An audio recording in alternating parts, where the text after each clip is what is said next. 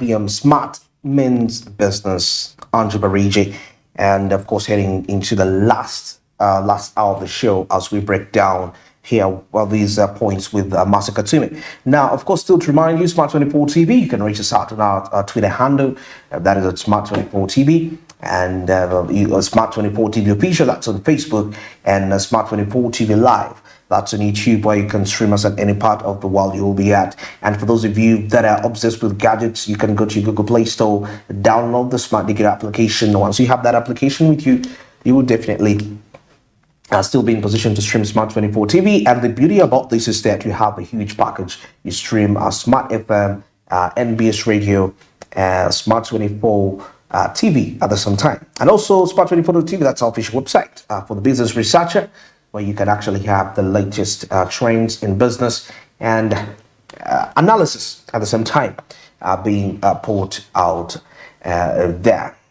And now heading into our points of discussion, taking a look at the conferences that are happening ahead and getting to see how we can promote regional cooperation amongst the member states. Of course, we delve into the opportunities that these conferences present, most especially not only just to Uganda, but taking a look at harmonization and creating a balance of trade amongst the different amongst the different nations part of the NAMA, the G77. I don't know, Marcy, how you perceive that, taking a look at the balance of trade of these nations trading amongst themselves. Well, of course, I believe that's a good idea, but of course, I'm going to read something that the president said, actually shared, which I believe drives to your point. And of course, he said that Western powers should respect and also focus on exploiting the strength that nations such as these within the SPOC hold, as opposed to denouncing them for their decision. And of course, this he was speaking, after we're having discussions on how we were removed from the African Growth and Opportunity Act, that is AGOA. And of course, he said that this should be a time for such, for us to position ourselves in terms of cooperation to strengthen the growth in fraternities, different fraternities in the different nations. So I believe it, what you said about trade and integration, I think that is what he was focusing on here. If we could only, for those that were there, the CSPOC, delegates and dignitaries that were there, so they should focus, on their and strengthen their fraternities as different nations instead of relying on Western powers. Okay, that is quite very key. And of course, still according to the observation, if you take a look at the trade, the intra-trade amongst the NAM nations stands at 25% as compared to 20% with the G77 intra-trade amongst these nations. Now, the biggest issues has been in terms of heavily relying on South Africa trade and others remaining primarily focused on developed economies. Of course, when we take a look at that, still, if we see the G77 shows us a pattern here about the top exporters, which include China, India, Brazil, Mexico, and Indonesia, and none of these nations actually comes up. We don't see any from the African continent. Same applies to importers: India, China, Mexico, Brazil, and Thailand. And the chances are high that most of these import raw materials and add value to these raw materials and sell them at higher prices on the global market, as compared to African nations which import raw materials which don't provide the quality that is required to be exported in other countries. So that balance ought to be created. Now, of course, while we see that the figures show progress in South Africa trade, concerns still remain about sustainability amongst the trade, as we see part of the key issues to be looked into is the commodity dependence, as many NAM nations and the G77 export primary products, which lead to price fluctuations and vulnerability to external shocks. Well, away from that, probably let's get into a speech here from the Speaker of Parliament regarding yesterday at the CSPOC, because it's giving us a foundation for these coming conferences. That is the NAM and the G77 plus China. but of course in matters to do with promoting the parliamentary democracy. But the bigger picture is making sure that they share ideas on how the different parliaments in these other nations really execute the affairs, the internal affairs, resolve internal conflicts, both political, social, and economic at the same time. Operates on a 2-year cycle, holding a conference of the full membership every 2 years, usually in January, and a meeting of the standing committee at the same time in the intervening year. The conference is aimed at maintaining, foster and encourage impartiality and fairness on the part of the speakers and the presiding officers of all the parliaments in the Commonwealth states. 2, to promote knowledge and understanding of parliamentary democracy in the various forms and develop parliamentary institutions. Your Excellency and distinguished guests, the 27th CISPOC in Kampala is therefore in furtherance of the aforementioned objectives, which are in line with the Commonwealth values of democracy, human rights, international peace and security, tolerance, separation of powers, and rule of law. Hosting the 27th CISPOC in Uganda will accrue immense multiplier effect in widening our diplomatic frontier for cooperation through parliamentary diplomacy, 2, enhancing the tourism and trade,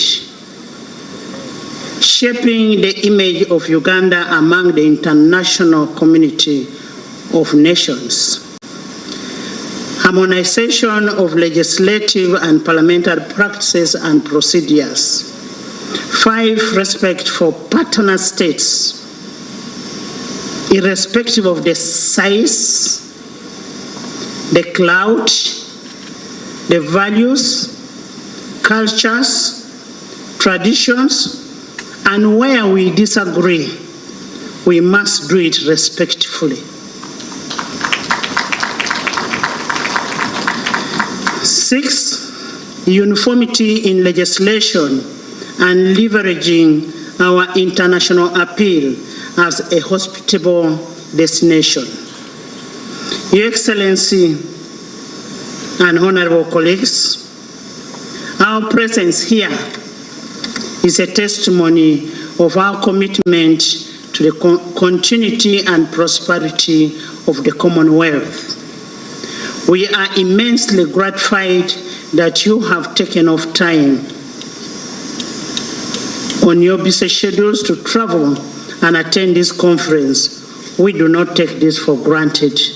We are highly indebted to you, Your Excellency. Late discourse and sharing of the best practices and experience, and these topics are diverse and inclusive parliaments, that is the youth and gender sensitivity, environment and climate change mitigation concerns, health and well-being in Parliament and parliamentarians, security and consensus building among the parliaments, especially where we have the multi-party system. I am confident that in this conference, it will provide yet another platform for us to hasten our collective resolve and direct our energies towards the greater equity and inclusivity, democratization, good governance, and the rule of law in the Commonwealth for the good of humanity that we do represent. Honorable colleagues, it is incumbent upon individual parliaments to devise mechanisms for effective monitoring of implementations of laws to establish the extent of its achievement to intended outcome in pursuit of desired democratic dividends. All the laws that we pass should be followed and they should be implemented to the latter.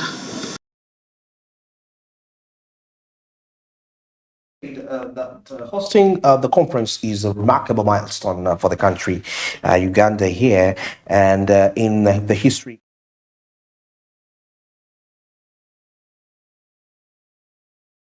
Will widen cooperation, widen tourism and trade, and shape the image that is of the country, Uganda. You know, and she said efforts will definitely be made to achieve harmonization of parliamentary practices. That is during the conference. Now, according to her, there will be enhanced respect for the partner states, irrespective of the size, value, and that where there are disagreements between the partner states, it must be done respectfully. We agree. But in case of any disagreement, it's done from a respective manner. Now, the Speaker of Uganda's Parliament said through that is the conference, and now they also seek to pursue uniformity in legislation and leverage. That is Uganda's appeal as a hospital destination. And our presence is definitely a sign. She said that our presence is a sign of continuity and prosperity of the Commonwealth. And the fact that we had some other member states that were invited that were known to be part of this, Sudan, South Sudan, and Rwanda. So that really speaks out a lot in terms of that. But still away from the CISPOC, heading now to the coming summit. Part of the key discussions that I feel like need to be addressed is to do the matters with the benefits, because some of these nations, part of the G77 plus China and the NAM, seem to be having larger benefits as compared to other counterparts, most especially those on the African bloc. What do you say of that, Marcy? Well, of course, I was actually seeing here the program of the NAM, and I believe there are very many. It's going to be from the 15th to the 20th. It's going to be a 5-day event, so we expect a lot to take place. And of course, day one having the arrival of most of the delegates. And of course, keynote speakers, the arrivals of the senior officials. In the second day, we'll have also committee meetings, yes. And of course, other programs, it's going to be the East African Investment Program Forum. And of course, and we hope from the 15th to the 18th, of course, the NAM members also being part of it. That is Kenya, Tanzania, and also those that were part of the CISPOC. So some of them will be back from the CISPOC to the NAM and then the G77 summit. But of course, it's going to be an avenue for us to explore beyond our capacities, opening our doors to different nations to tap into our potential, to share knowledge. And in terms of trade integration, and of course, for those that are part of Africa, discussing the African Continental Free Trade Area, and of course, how we can, enjoy one market as a continent. So that's what I believe will be the sole purpose for these conferences and summits. All right, of course, as we, opt for cooperation, most especially economic cooperation, part of the key concerns that need to be worked on when it comes to the NAM, according to the reports here, like I mentioned earlier, the dependency on export of primary commodities, which are quite vulnerable to external shocks and coming in down to the limited value addition as the focus on raw materials reduces potential profits and hampers economic diversification. Now, trade barriers still amongst the nations, as we've seen parts Rwanda, Kenya having issues with that this just today, and surprisingly, when we are having the CISPOC, this is when this is happening. And now trade barriers and infrastructure bottlenecks as the intra-regional trade suffers of course, high tariffs, non-tariff barriers, and inadequate transport logistics infrastructure. And all these are to be addressed, and uneven distribution of benefits, like nations like China and India often dominate African nations like South Africa, Uganda, and many more, limiting benefits for smaller and more vulnerable member states from that. So how can we harmonize that? All these are quite key discussions, but of course there is potential for improvement despite that, as we have large and growing markets within the NAM and the G77. Now, this presents a significant portion of the global population, because when we mention a population of 6.4 vis-a-vis the approximately 9 billion to 10 billion global population, so literally you see that the members of the NAM and the G77 occupy about 58% of the global population, or 60%. So that is quite a great advantage when it comes to maximizing sales in all the ways. That is, if we choose to redefine our foreign policies, foreign economic policies in all aspects as a united force, because remember, partly the reason as why this NAM was formed was due to the ideology wars that were happening at the time between the West and the East, the far West and the far left and the far right. But of course, now I feel like it's no more just about that, because it should not be redefined because of that. Actually, some were saying that the NAM should actually stay pro-right. It should stay in the right direction. But that definitely means that if we are controlled by an ideology which probably led us to form what we are forming, then we may not be heading into the right direction. But it's time to identify our values, our ideologies. Just like the president emphasized, that we should not be, because you feel superior and you want to influence other ideologies, yet if we are to say that you lead by example, you can't even demonstrate, you can't manifest what you clearly are talking about here. So all these perspectives need to be looked into when in terms of knowing what ideology as the NAM are we walking by. So all these are going to be crucial discussions in this meeting coming up the 15th of this very month. Now, the NAM and G77 present a significant portion of the population, and definitely they offer a vast consumer markets for each other's goods and services. And that is also key. And now talking about the complementarity of resources, looking at member states which possess diverse resources and production capabilities, creating opportunities for mutually beneficial trade partnership. Now, the beauty about the resource allocation among the member states, it's quite very rich. They're all rich in terms of that. And these are countries that have been in position to obtain education from external, moving outside their countries, exporting different students, getting scholarships to study these different, getting this knowledge. They come back to implement it in their home countries. That is quite key efforts. Now, even with, as much as we're looking at all these, the regional integration efforts, initiatives like the African Continental Free Trade Area and the G77 Trade Preferences Scheme aim to reduce barriers and boost the intra-regional trade. So all these aspects need to be looked into as we move ahead to see these conferences come out efficiently.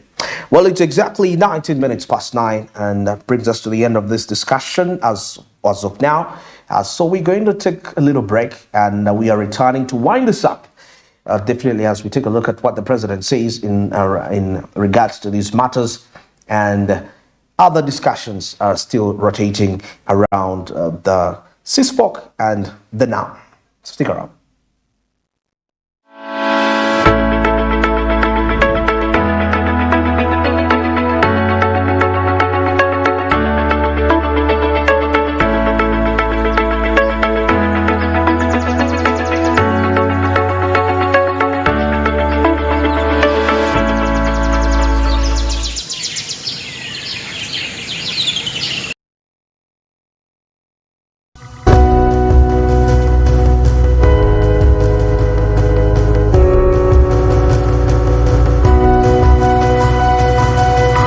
Smart 24, driving business.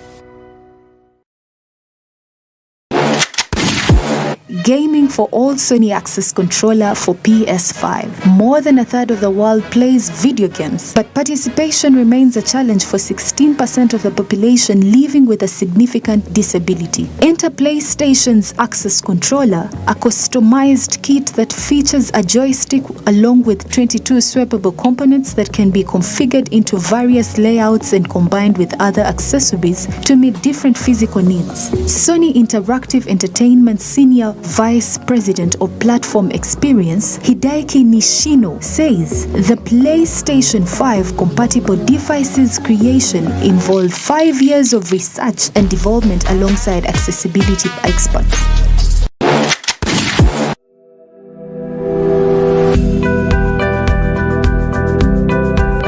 Welcome to a world where homes tell stories and properties more than just structures. Properties 360 unlocks the doors to your next adventure in real estate. We go beyond the curb appeal to explore the heart and soul of every property. We are diving into the latest materials, exploring cutting-edge technologies, and witnessing the birth of architectural marvels. From cozy starter homes to luxurious estates, we are giving you an all-access pass to the most stunning properties on the market. Meet the visionaries behind these spaces, hear stories of families finding their dream homes, and get insider tips from the pros. Properties 360, where homes come alive.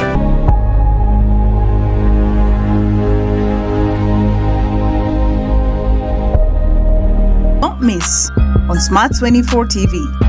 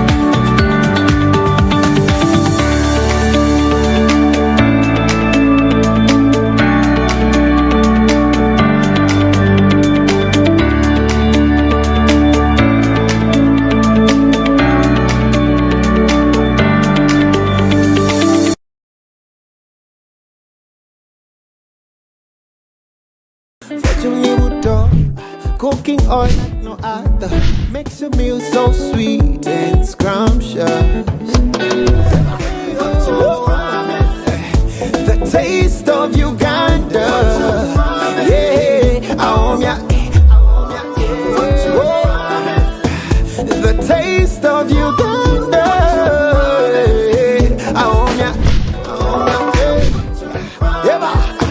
the taste of Uganda, yeah,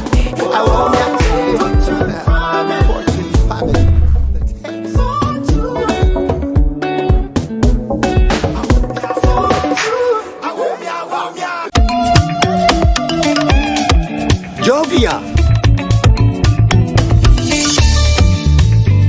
Ng'oyolekera ku lugendo luno olw'obulamu, nkuwa ekirabo eky'amaanyi agatazizibwa, amaanyi okulabibwa n'okuwulirwa mu mawanga ag'ewala ennyo, okutuuka buli wamu nga yadde togenzeeyo, ensi yonna ng'ekuli mu ngalo.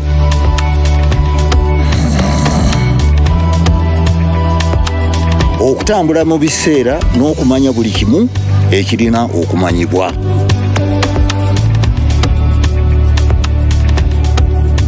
Jovia, kino kye kirabo kyange gy'oli. Tewali kkubo ku ki gy'osobola okukola omukutu nnandameggwa ogwa MTN.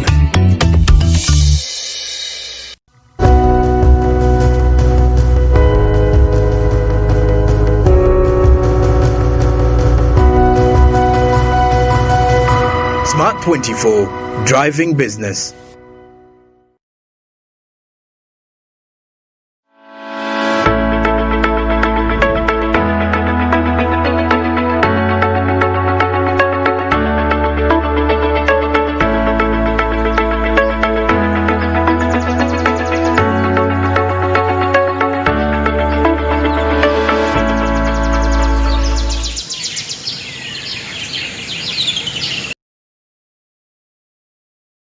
For any country to succeed in hosting any economic summit, it largely relies on its internal structures. And of course, sometimes there need to be reforms where need be. It could be in policy reforms, monetary policies, fiscal policies, and so many more of that. And it's not automatic that you will succeed because you hosted this economic summit. So it's quite way deeper than that. But of course, if we can just take a recap of the previous countries that have been hosting the NAM conferences, and how impactful have those conferences been when it comes to determining their fiscal policies and monetary policies in here. We can kickstart up here with Egypt in 1961, back where we see tourism increasing by 25%, as later on we shall see, as Dr. Emmanuel Tara will be elaborating with us further. Tourism in 1961 in Egypt increased by 25% as a result of hosting the NAM.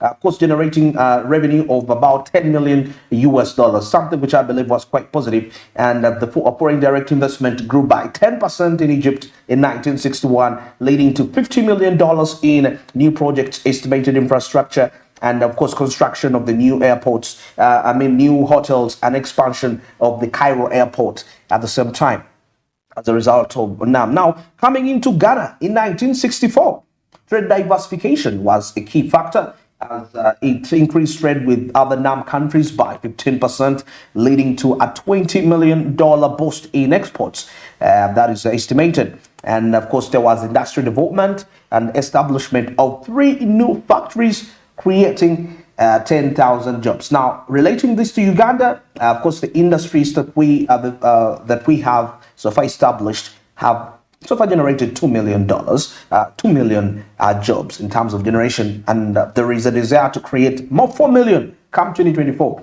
But of course, this can only be made possible, I feel, when we involve the NAM, can be a great catalyst to make Uganda achieve its economic aspirations come 2024. Now, coming in 1973, we had Algeria, which also had this, and the energy sector increased, oil and gas sector, and significant investments in infrastructure development, transportation networks, just like what is happening in our country, Uganda.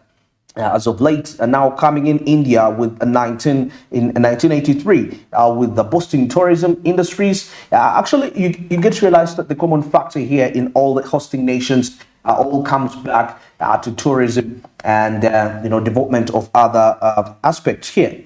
Now, despite that, it's challenging to quantify the specific influences on what these conferences, meetings have had on fiscal and monetary policies, and of course due to the interplay of the different factors. But some here is what we see as there is always increased government spending, because hosting a major international event often leads to increased government expenditure on infrastructure, talking about security and hospitality. Unlike, of course, for this year, most especially with the CISPOC, where there has not really been a lot of expenditure. There's been tried to minimize expenditure. And now we have tax breaks and incentives, which happen because host countries may offer tax breaks or other incentives to attract foreign investment and boost economic activity from that, and currency adjustments, whereby in some cases host countries may adjust their exchange rate to make their exports more competitive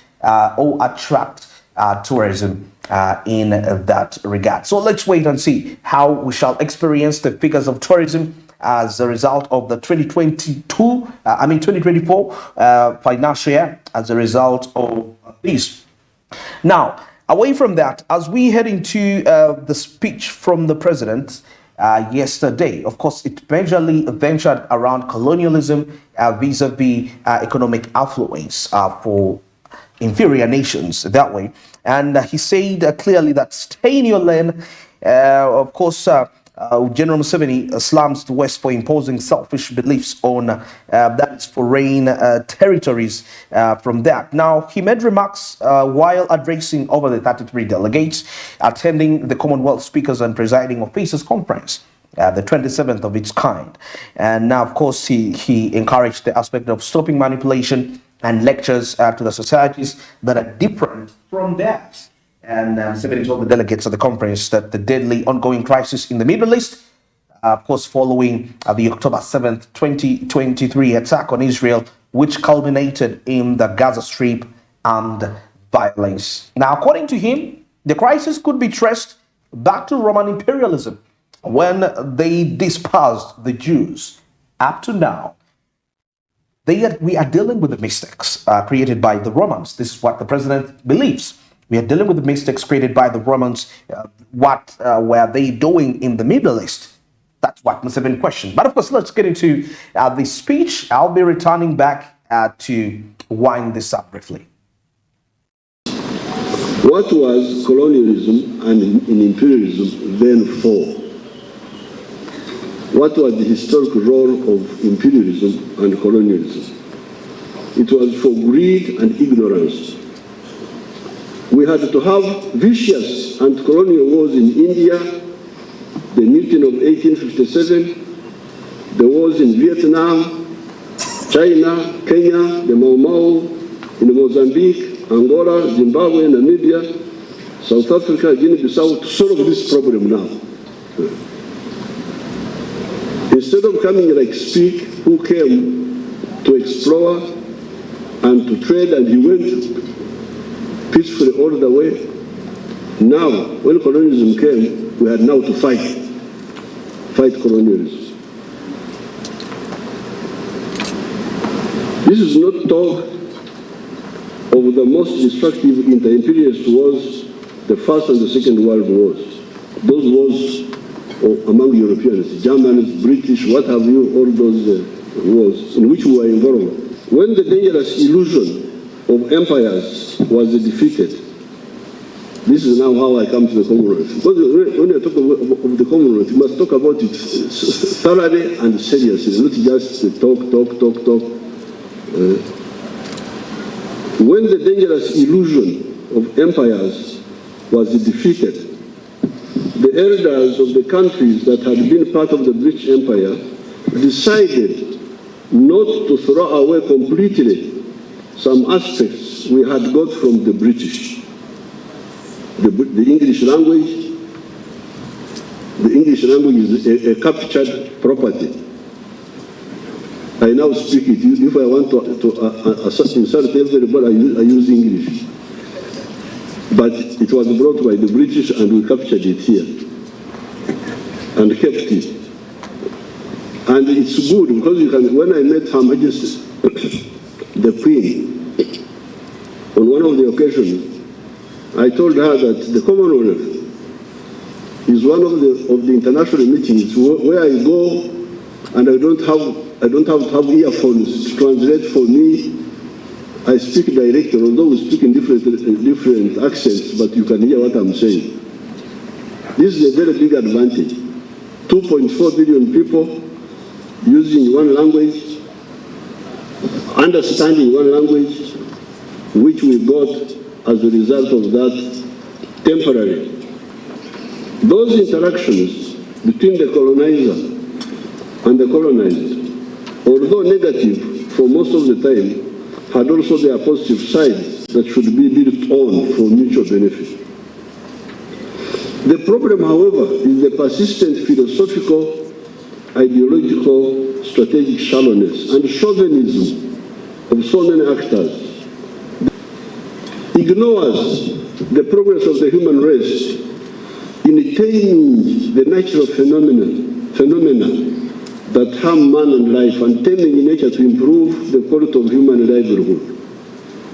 The invention of fire 1.5 million years ago, the invention of iron, the invention of agriculture for crops and then for livestock, the steam engine, electricity, the railway, the automobiles, the aircraft, automation of factories, vaccines, AI and artificial intelligence, etc., have shown that the quality of life of man can be improved greatly and exponentially by those human innovations, irrespective of the social systems they live under.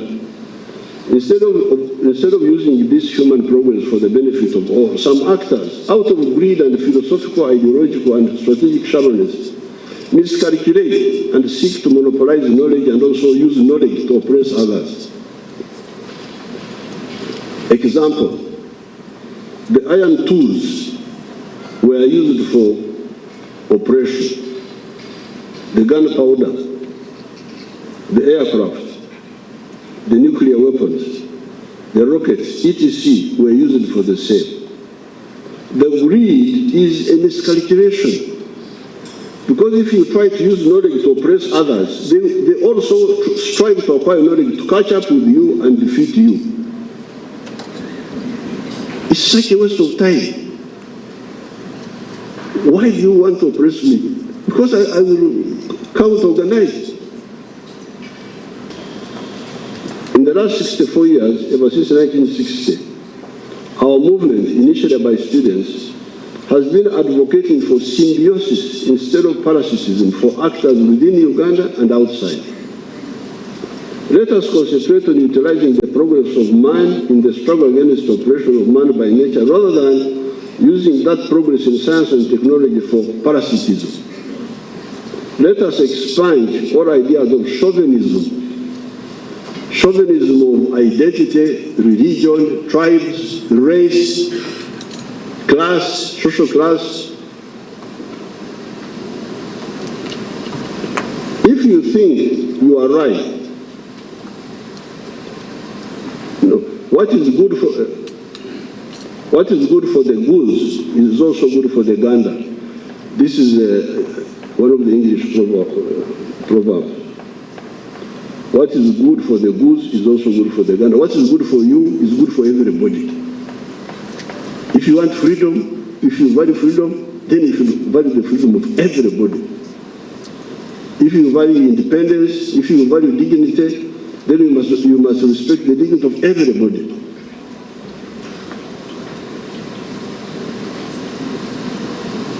Stop manipulations and lectures to the societies that are different from yours.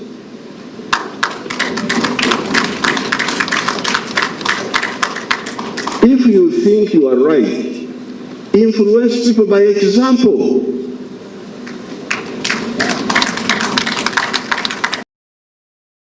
Well, President Museveni has been a great defiant when it comes to Western influence, and he found the reason that there is definitely no need to exploit 2.4 billion population of the sovereign states, that is of the Commonwealth nations, that is to expunge the chauvinistic ideas. Now, he clearly says that let us utilize the progress of man in the struggle against the oppression of man by nature, rather than using that progress in science and technology for parasitism. In other words, depending on another man, feeding on them, you acting like a parasite as a result. Now, Museveni definitely observed and challenged world superpowers, that is to value the sovereignty of other states.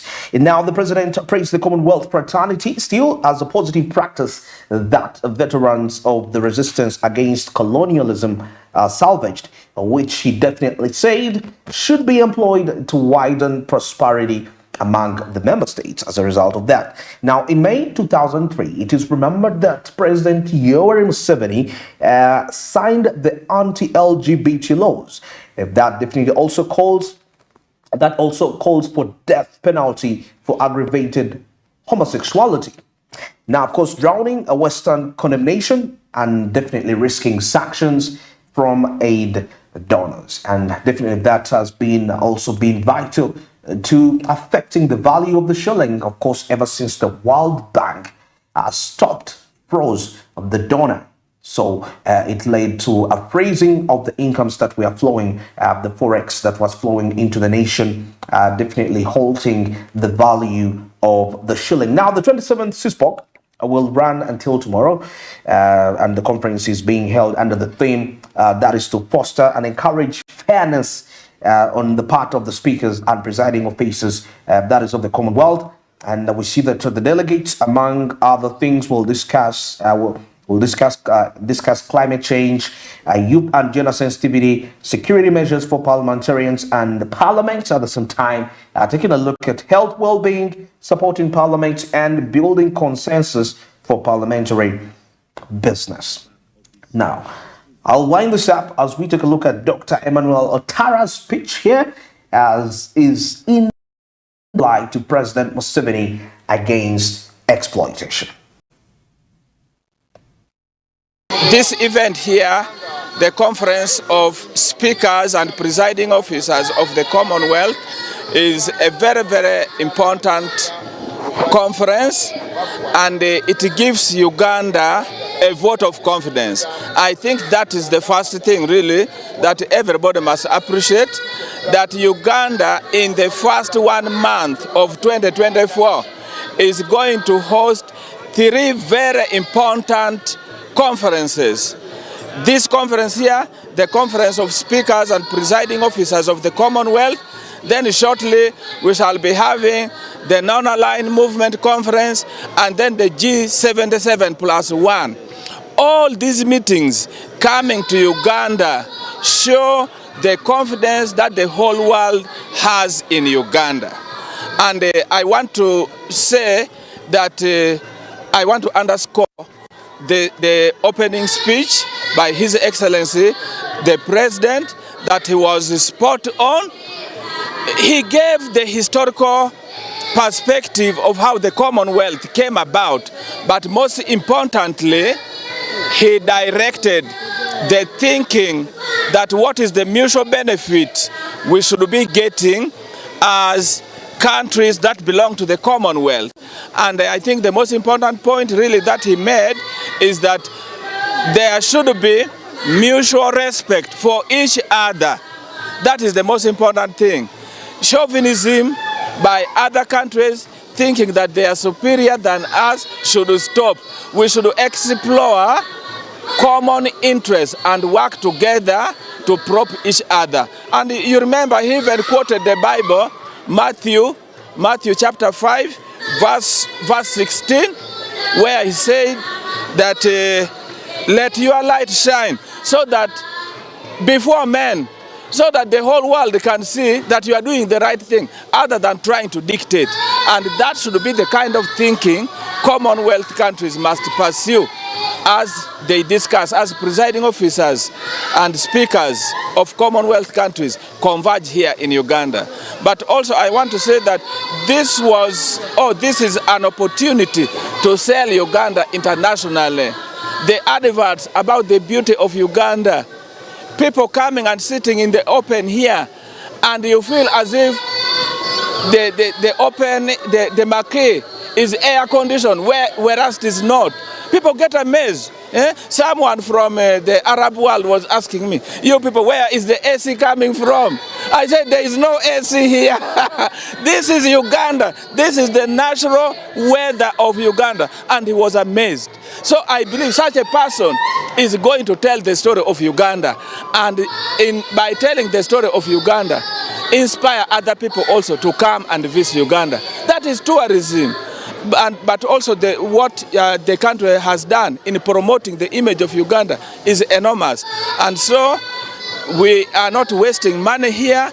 This is a big opportunity for us to tap even going forward, that now the whole world appreciates Uganda.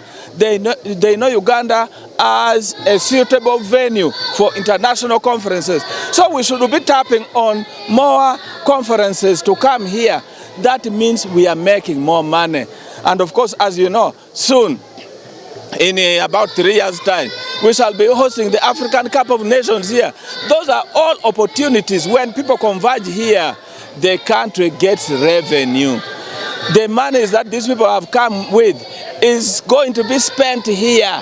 It remains in our economy. And so it's really important that we have started the year at full gear, and we are now increasing the throttle. By the time of G77, we shall have achieved a lot of revenue for this country. I thank you. Of course, the delegates' expenditure will be vital in boosting the forex in the country, which will definitely have an influence when it comes to evaluating the shilling in value. Of course, we saw reports today of the shilling weakening a little bit. So probably at the end of this CISPOC, come the NAM and the G77, we shall definitely by Feb, our shilling will be performing fairly as compared to the Kenyan shilling, the Randi, and of course also the Tanzanian at the same time. Let's watch the space as these transpires. Now, of course, established in 1969, the CISPOC operates on a biannual basis, where speakers and the presiding officers of the national parliaments, that is of the independent sovereign states of the Commonwealth, converge to understand the various forms of parliamentary diplomacy. And that brings us to the end of the show. Smart Means Business. Andrew Barija, Masi Katsime. Of course, have yourselves a wonderful day. Till next week. Good morning.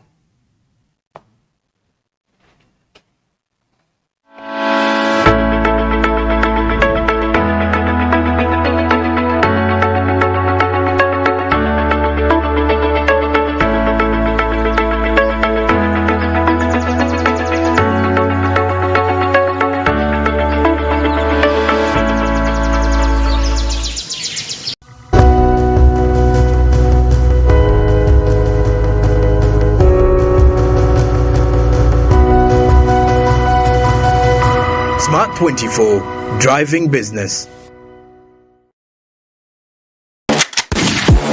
Today, we have something truly special on our radar. OpenAI's